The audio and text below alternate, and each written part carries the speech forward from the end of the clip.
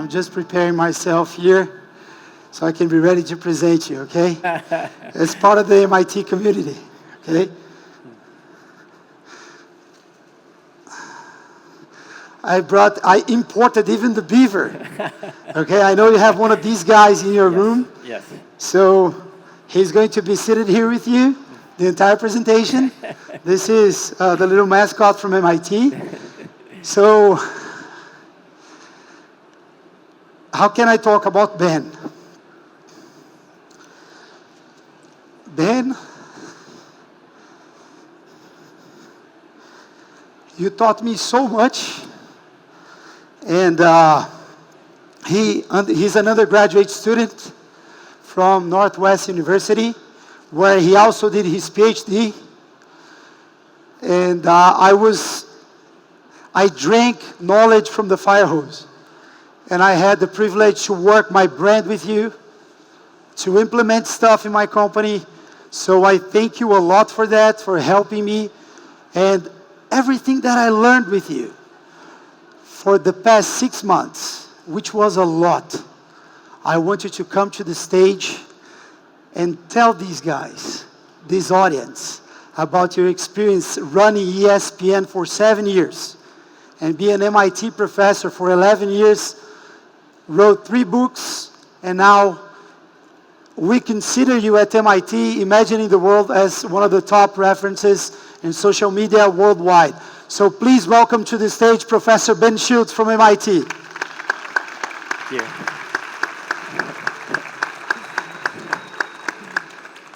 All yours. Thank you. Enjoy.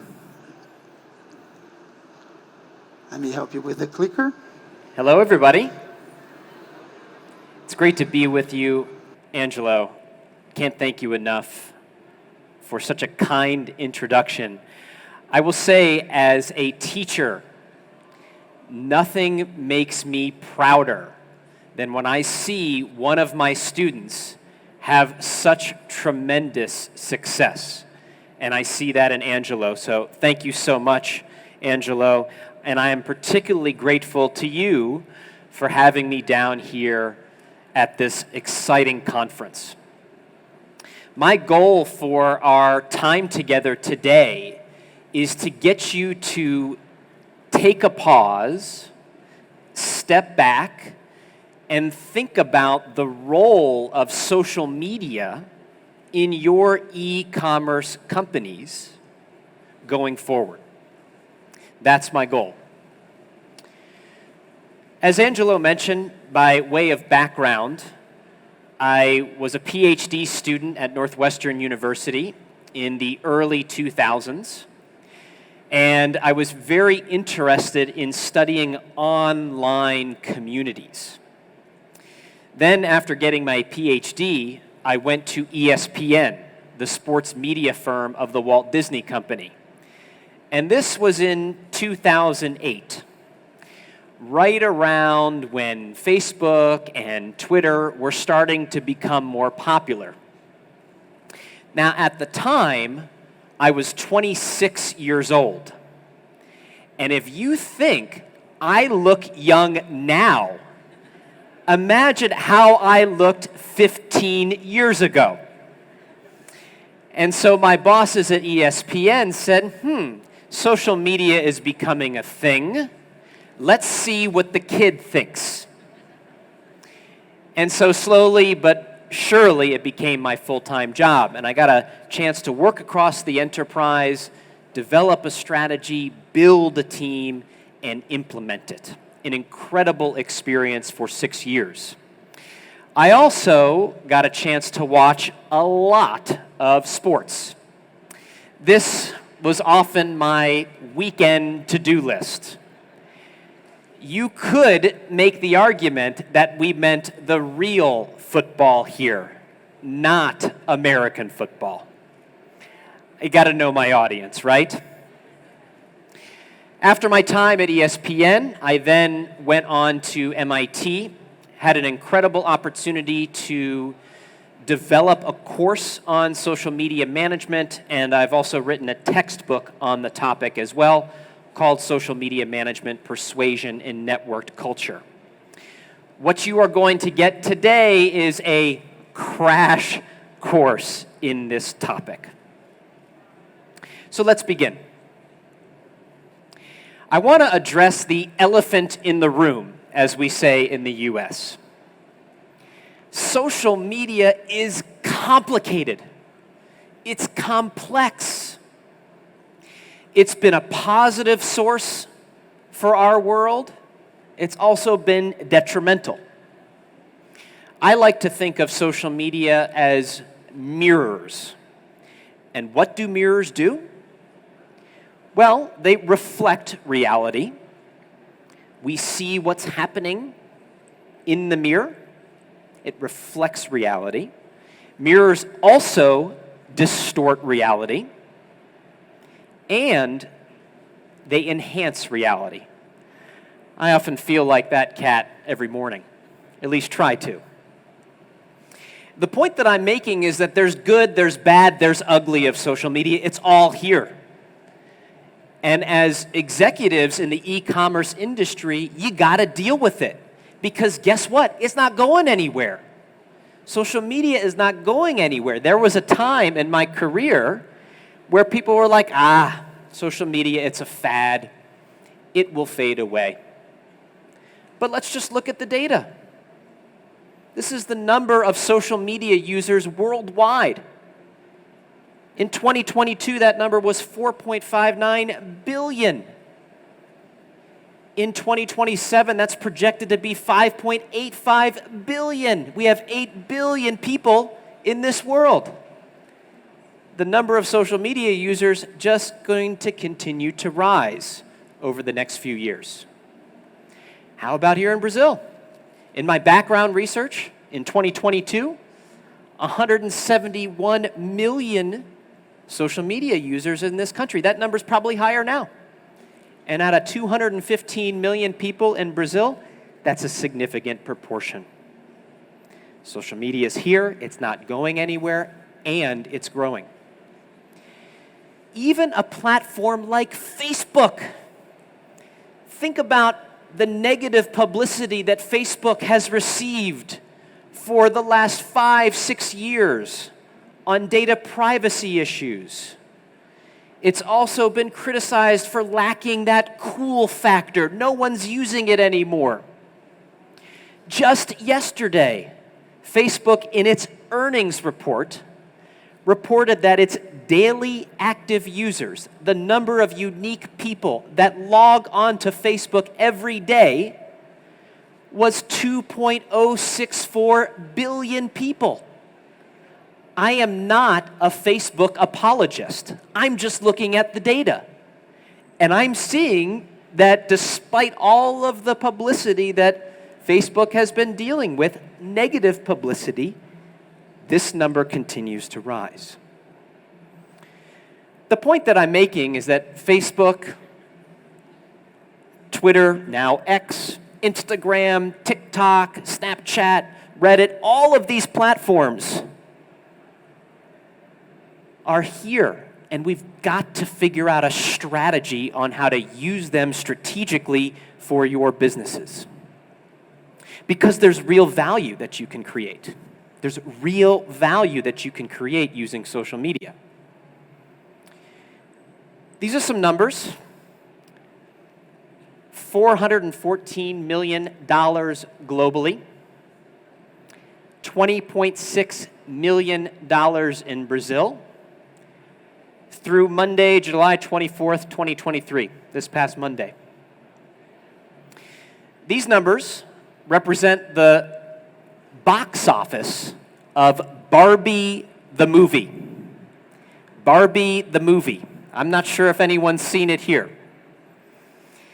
I would argue that Barbie the movie does not achieve this box office success without the strategic use of social media. Let me show you a few examples. There's a very clever creative premise for Barbie the movie. The writer and director, Greta Gerwig, created this premise where there were many Barbie variants. Of course, there was the main Barbie, played by Margot Robbie. There was Mermaid Barbie, played by Dua Lipa. President Barbie, played by Issa Rae. And, of course, Weird Barbie, played by Kate McKinnon. Many Barbie variants. From a social media standpoint, the studio did something quite interesting. They wanted to invite the audience to become a co-star in this Barbie story. So they launched a Barbie selfie generator where you could go to this website, upload a photo, it would make a movie poster for you, and then you could share that with your social media networks. So for instance, Zooey Deschanel, another celebrity, didn't star in the movie, but used the selfie generator to create a poster that she could share on her social media network. I decided to make a poster out of my dog. This one's quite interesting because the AI gives a tagline, and the one that they gave my dog was, "This Barbie is a bus driver." But if you search Barbie selfie generator on a variety of social networks, you will see numerous movie posters featuring the audience as a co-star. So this is a selfie generator, as it suggests, but it's really an earned media generator. And why is earned media so valuable? It doesn't cost anything to get that media exposure. This tool is leveraging the audience to spread the message themselves about the film. The studio also did something very clever in its social media marketing. Of course, every film has a trailer, a formal advertisement to get you excited about the film and then maybe go to the theater to see it. The official Barbie trailer started, the first 5 seconds of the trailer started with this.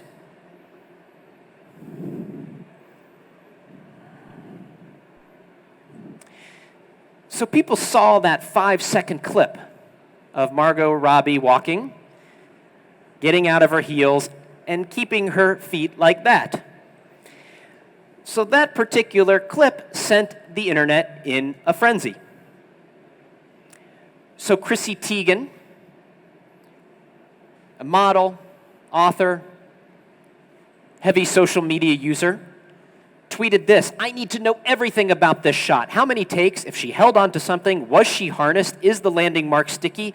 Are they her feet? Who did the pedicure? Really just a documentary on this shot." And then Teigen also decides to recreate the shot. It doesn't go as well. And then what's critical to moments like this that go viral, Margot Robbie and the studio closed the loop on the conversation. Here she is in an interview talking about how it just took 8 times. She confirmed that these were her feet. She actually used a little bit of a bar to hold on to when she took off the shoes. And what's critical about this is there was a viral moment that happened, lots of conversation about, was this in fact real? And then Margot Robbie closes the loop and dispels any myths about this, showing the audience that, hey, we're listening to the conversation that's happening on social media. Critically, this was paid media, started from the paid advertisement, the trailer, but then earned media took over and started maximizing the value of the official trailer. One final interesting component of the Barbie social media campaign was the partnerships that they did. They reportedly had 100 partnerships. Partnerships including with Aldo Shoes, with Airbnb, where you could rent the Barbie dream house, with Burger King here in Brazil, where you could buy a burger with pink sauce. Now, critically, every single one of these examples are not the official brand advertisements from Aldo, from Airbnb, from Burger King. These are from social media users that went to Aldo to buy the shoes and shared a video on TikTok, that did an aerial video of the Barbie dream house and shared it on Twitter, that did a video of the Burger King meal and shared it on TikTok. So these are partnerships amplified through earned media, media that the film did not have to pay for. The point that I'm making here is that social media is not going anywhere, continuing to grow, and it's a real business tool that can be, if wielded strategically, valuable for your companies. So the questions for us to consider is how can e-commerce companies use social media to create value? To help address that question, I have a few principles that I have developed over the last 15 years in this space. I'll mention them briefly here, and then we'll go through them one by one. The first is that social media must be a C-suite level strategic consideration. The second is that you've got to be sensitive to why humans use social media. The third is that brands have permission to be in social media, but only if they embrace their truth. The fourth is work with the algorithms to reach your audience. The fifth is you've got to balance platform metrics with business metrics. And finally, arguably most importantly, credibility is your most important asset in social media. So let's take each of these one by one. The first is that social media has to be a C-suite level strategic consideration for your organization. Why? This is your storefront. Every single time someone opens up their news feed, that's how they're going to experience your brand, in the news feed. This is a very valuable real estate. And to take advantage of that real estate, it's important that you think about the types of value that you can create and capture via social media. This is one basic framework to help you think about, how can I use social media to create value? On the x-axis here, you see on the left relational value. On the right, you see financial value. On the y-axis, on the top, you see external audiences like your customers, other stakeholders externally, and then internally, that means the employees at your organization. And so how can you use social media to grow your brand awareness? One of the most basic and fundamental uses of social media. But also increasingly, in your industry, how you can use social media to generate revenue, another form of value that you can create and capture. Operationally, this is an interesting strategic area for you, how you can use social media to lower cost or operate more efficiently. We talked about the importance of earned media. That is an operational form of value, getting your brand exposure that you don't have to pay for out of your marketing budget. Also, social media increasingly is a great source of customer feedback that can help make your products and services even more effective. Another operational form of value.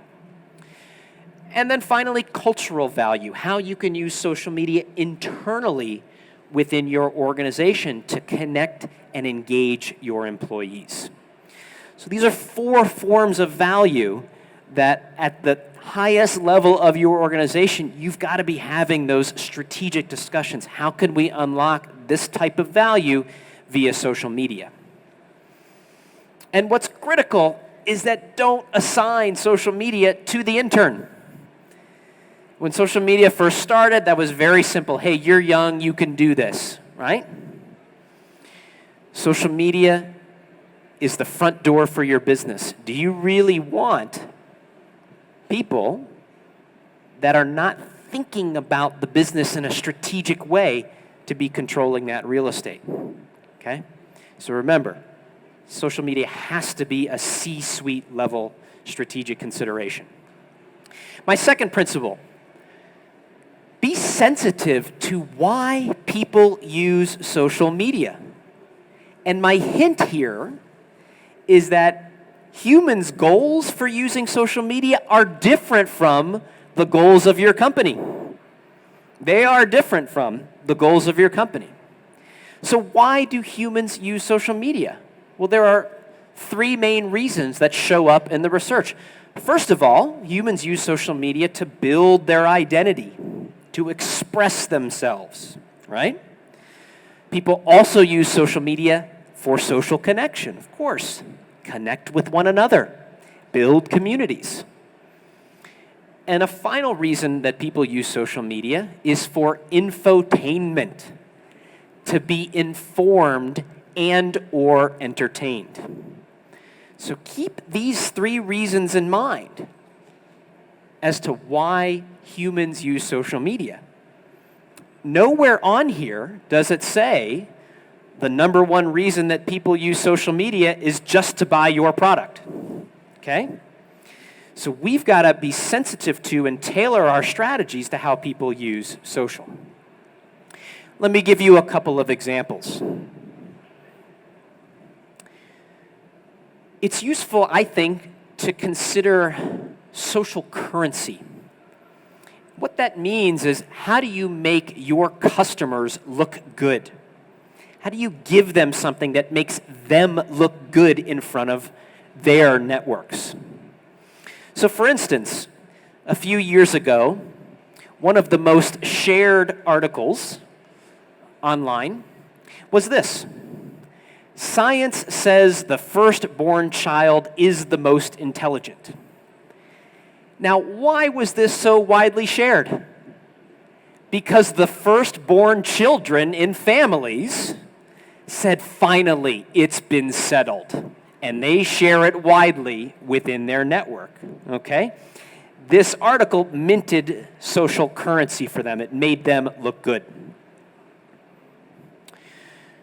To capitalize on how people use social media, you could also leverage social proof. And this is the idea that if others are doing it, it must be a good idea. The unicorn frappuccino was a craze at one point in time. I'm not sure if any of you tried it, but Starbucks introduced it. It was out for a limited time, and they had lines around the block just to get one of these things. And it just so happened that most people, including Katy Perry and Gabrielle as well, thought that it tasted terrible. But they went out and bought it because it was very Instagram worthy, very easily shareable with their networks, and that encouraged other people to go out and get one and share on their networks as well. So these examples tap into why people use social media, to build their identity, to connect socially, and for infotainment. This was a form of entertainment for a lot of people that summer. My third principle: brands have permission to be on social media if they embrace their truth. And the concept of brand truth is something that I learned from what I believe is the best advertising agency in the world, and that's Wieden & Kennedy. And they talk a lot about the importance of embracing your brand truth. One example is Ryanair. Ryanair, as a EU-based airline, has gotten some negative feedback from customers in the past. In fact, customers might say that Ryanair, greedy, arrogant, not a great reputation with customers. So Ryanair's done something very interesting. They've said, maybe we should embrace this perception. And they're doing that on social media. So for instance, if you look up their Twitter account, these are recent examples. Here's one. This customer initially tweeted at Ryanair, and he said, "Thought I had a window seat at Ryanair, hashtag non-event." And what Ryanair did was Photoshop this book called Learn to Read, meaning that you should have read that this seat didn't have a window when you bought it. By the way, that's the original photo that then Ryanair photoshopped. Recently as well, this customer says, "Ryanair, kings of discomfort." Well, one airline might apologize, "Hey, so sorry you're dealing with that. We'll make it better next time." Ryanair just leans right into it and says, "You're literally wearing jorts," making fun of the customer. And in turn, this becomes entertainment for people that follow Ryanair. And they're not trying to be something that they're not, okay? So they're leaning into their brand truth, and it's being effective for them, especially among their Generation Z audience that are most likely to buy their airfares. So a thought for you all, brand perception is often reality. Are you going to embrace it with your social media strategy or reject it? Important strategic question for you.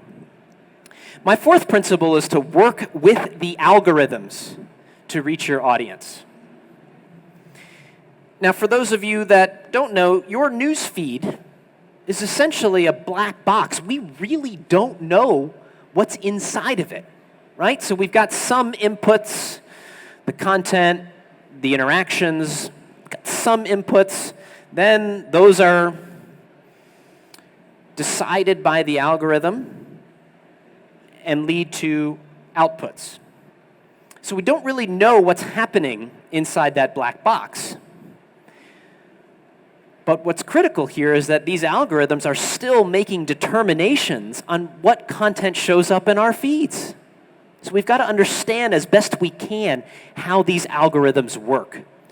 And it's through experimentation how we understand them, and it's through observation, research, taking whatever information we can get from these platform companies to better understand how these algorithms work.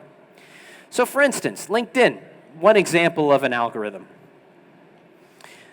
Brandwatch did a really good graphic here where if you post something on LinkedIn, what might happen is that their algorithm will first check to see if it's spam or legitimate content.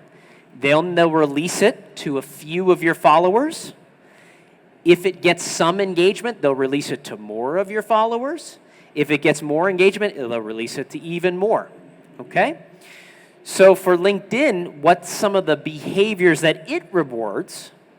If your content is getting comments, if your content is getting reactions, if your content is getting shares, if your content is driving dwell time, more time spent watching the content.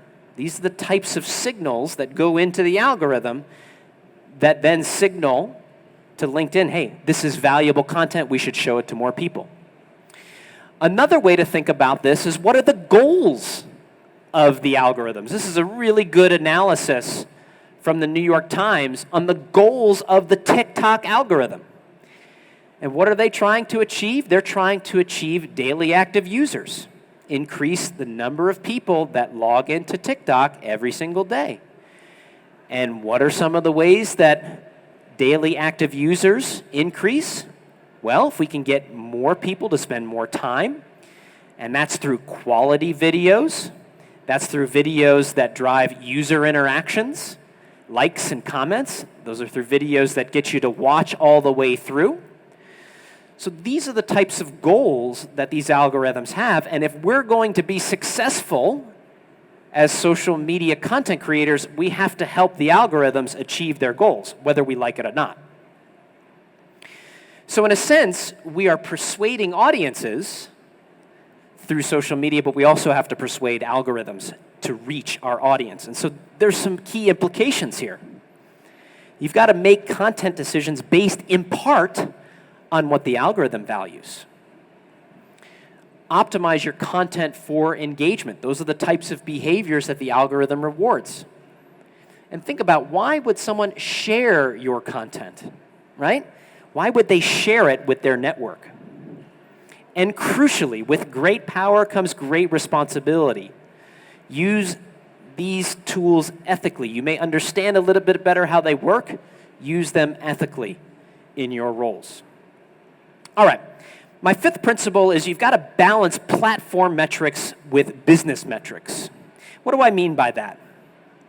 Well, platform metrics are your likes, your comments, your shares, your followers. So much about social media has often been a popularity contest. How many followers can you get? And there are increasingly so many different types of platform metrics that you can analyze. Here are a few simple rules for you to think about when making sense of these platform metrics. The first is engagement leads to reach. The more engagement you get, the more reach you will get.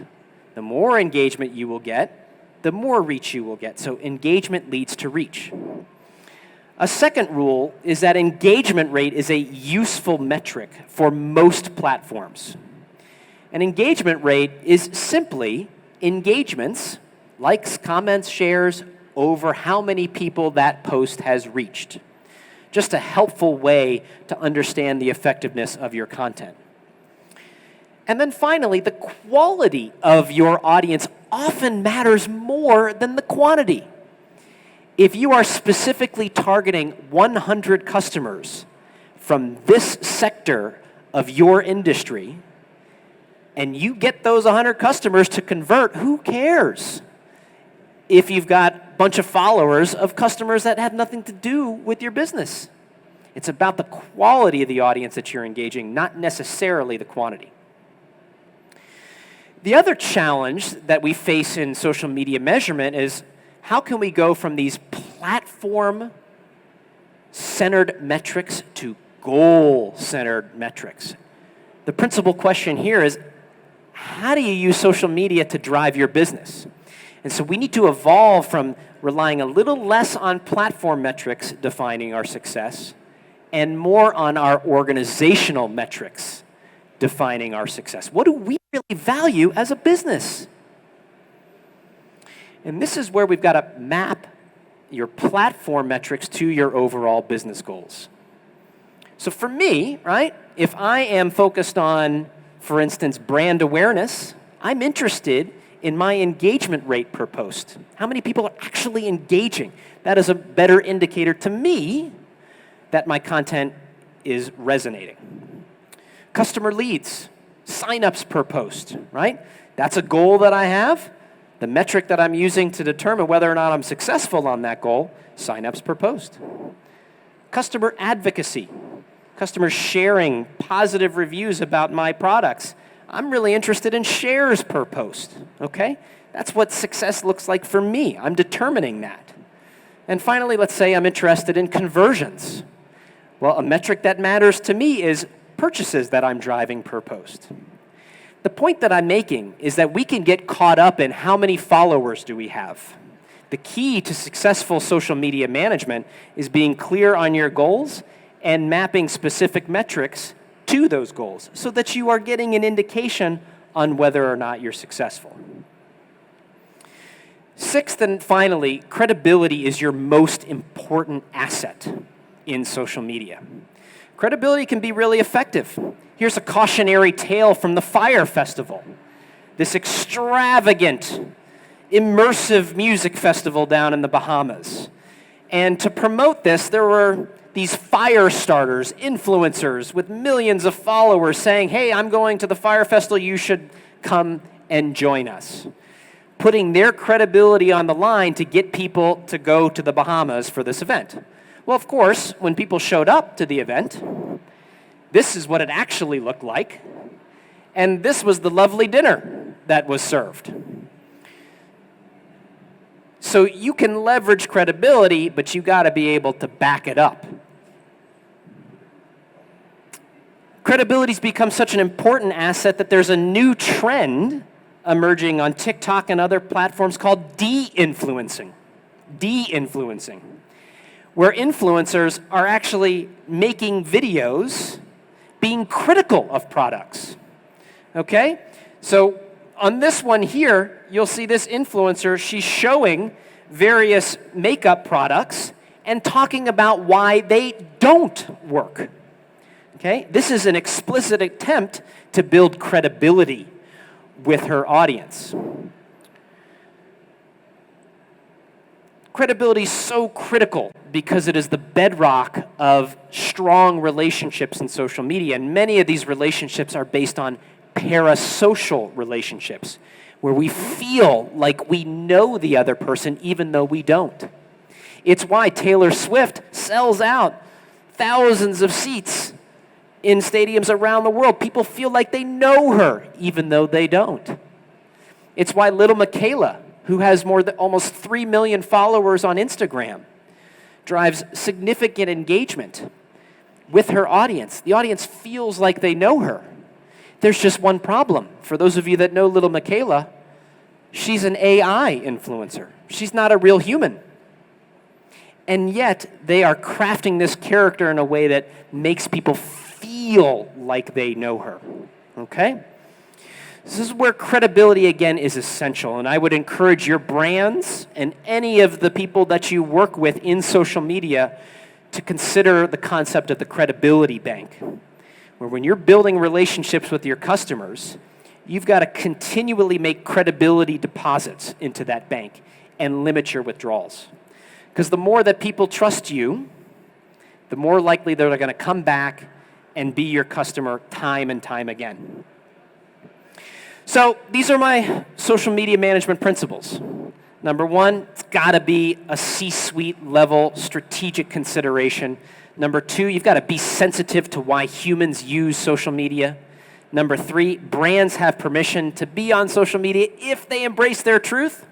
Number four, you got to work with the algorithms to reach your audience. Number five, you got to balance platform metrics with business metrics, metrics that actually mean you're creating value for your business. And then finally, credibility is your most important asset.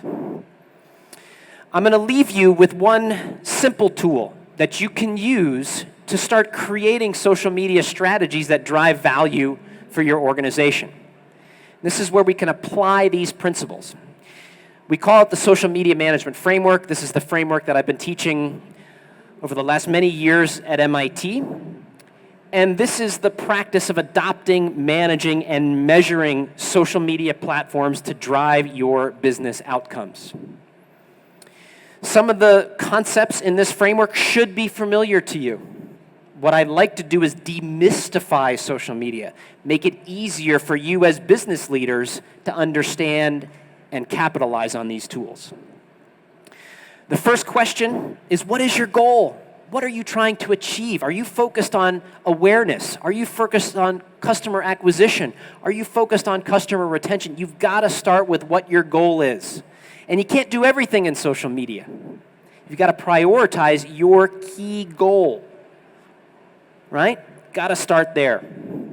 Second is determine your target audiences. To achieve my goal, what audiences do I need to engage? Third is platform. Based on my goal and my audience, what platforms should I be on, right?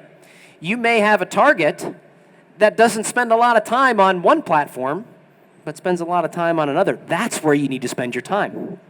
Fourth is brand.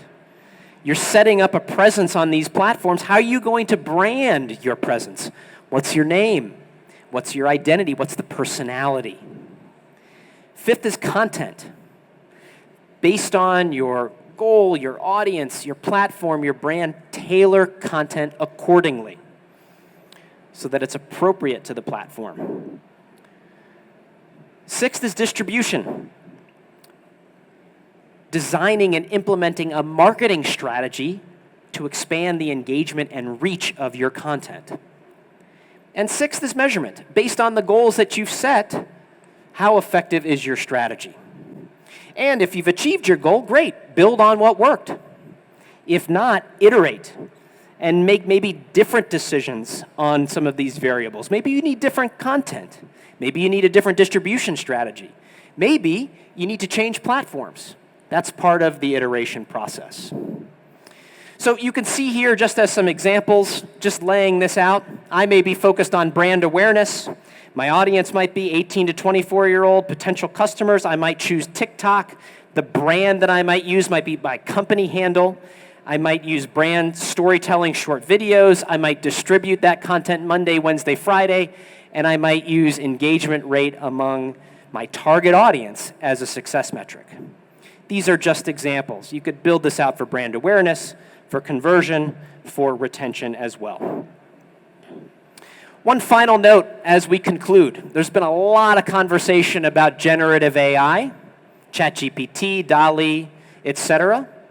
I'll leave you with some thoughts on the implications of generative AI in social media management. The first is it can support the creative process, but humans still have to guide it. It's critical. The second is, yeah, generative AI might help content producers create more content more efficiently, but is it good for the audience? Will they like it? Open question. Intellectual property issues are prevalent. You can even see some of the strikes that are happening in Hollywood right now. What is considered ethical use of generative AI technology? And finally, it is very, very early. If you are in the social media space, the time is now to start to experiment. So much is unknown.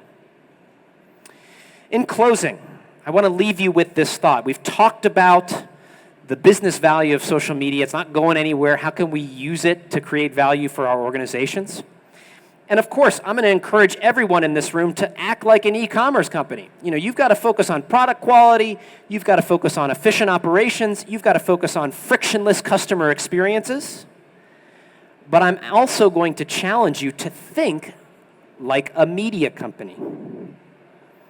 How are you creating content and telling stories? How are you distributing that content and monetizing it?